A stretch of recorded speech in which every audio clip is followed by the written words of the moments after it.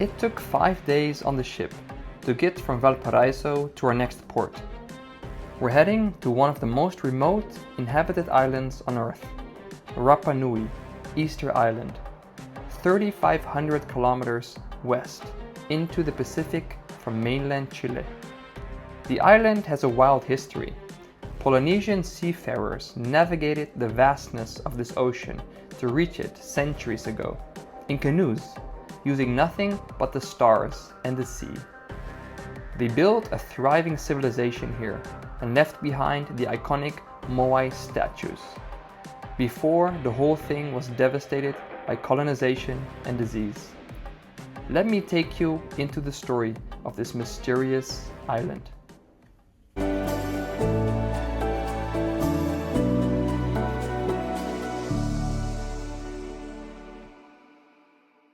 From mainland Chile to Easter Island, it took us 5 days of sailing, and in these 5 days we had a lot of things going on the ship.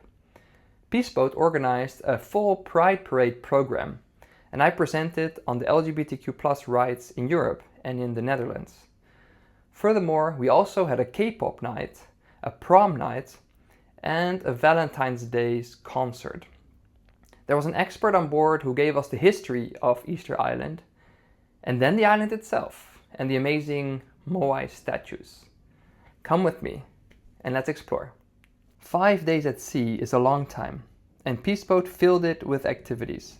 There was a talk on the issue of female genital mutilation, cutting or damaging female genital organs for non-medical reasons, still practiced today, mostly in parts of Central Africa, tied to tradition rather than health.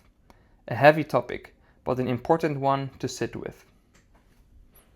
The ship ran a full Pride Parade program with various events. One event covered LGBTQ+ rights in Taiwan, Europe, and the Middle East. I gave the talk on LGBTQ+ rights in Europe and the Netherlands. On one of the ship's big stages, it was a bit nerve-wracking, but worth it. A few things I dug into. Europe isn't uniform regarding acceptance and rights. The NGO ILGA Europe ranks 49 countries on LGBTQ+ rights each year. Malta, Belgium, Iceland, Denmark, and Spain sit at the top.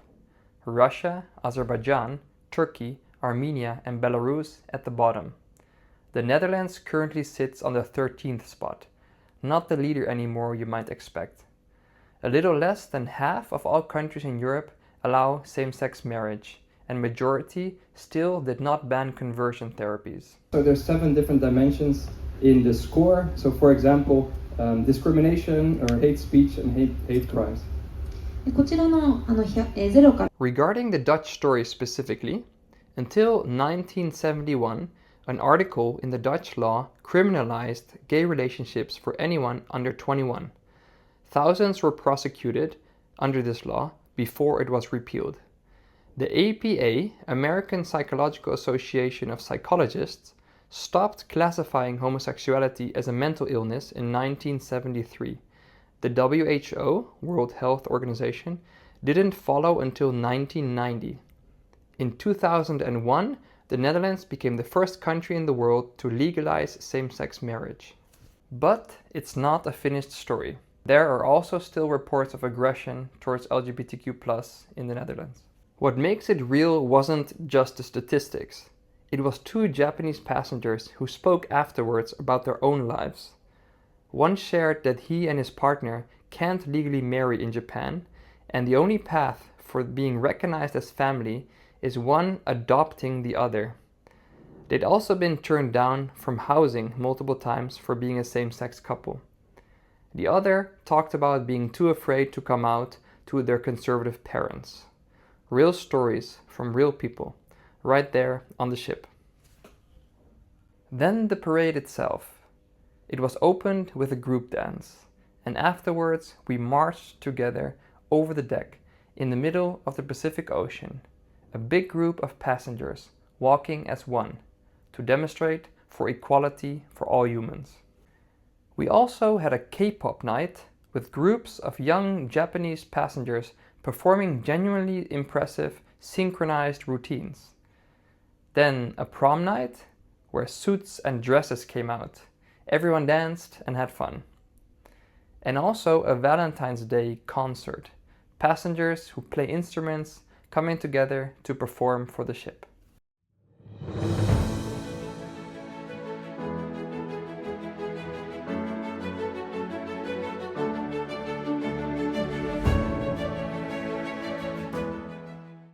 With the sea days behind us, we arrived at our destination of Easter Island.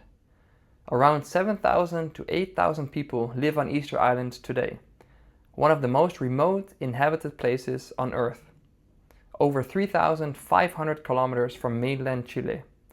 And on the crossing, a speaker had given us a presentation on the island's history, and it's a genuinely wild story. Polynesian explorers are thought to have reached the island somewhere between 600 and 800, sailing east across the open Pacific in double-hulled canoes, navigating by sun, stars, and seabirds alone. They called it Te Pito o Te Henua, the navel of the world. The community grew and thrived here, roughly between 1000 and 1600. The early islanders believed certain people carry a special power called mana, and the Moai statues represent those figures, built on stone platforms called ahu. Then it started to unravel. A long drought wiped out animals and crops, and the island's 16 clans turned on each other. Trees were cleared for farmland and for moving statues, until eventually there was none left. No wood for canoes, no more deep sea fishing. People switched to eating chickens instead.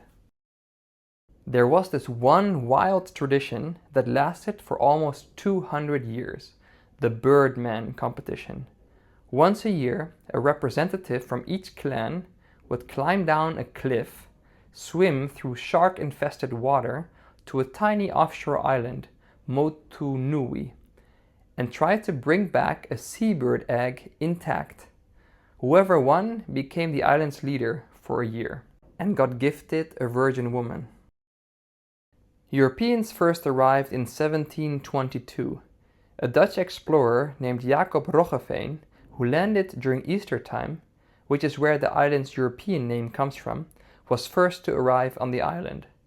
Spanish, British, and French ships followed, but none wanted to colonize. The island was already in crisis. Peruvian slave traders took islanders for forced labor and brought smallpox back with them, which devastated the population. Missionaries arrived not long after.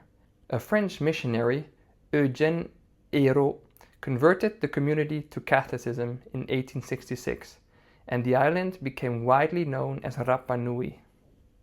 By 1888, when Chile annexed the island, only 111 people were living there. From 1903 to 1953, Chile leased the whole island to a British-Chilean Eastern Island Exploitation Company for sheep farming, up to 70,000 sheep, and confined the remaining islanders to a single settlement, forbidden from moving freely on their own land.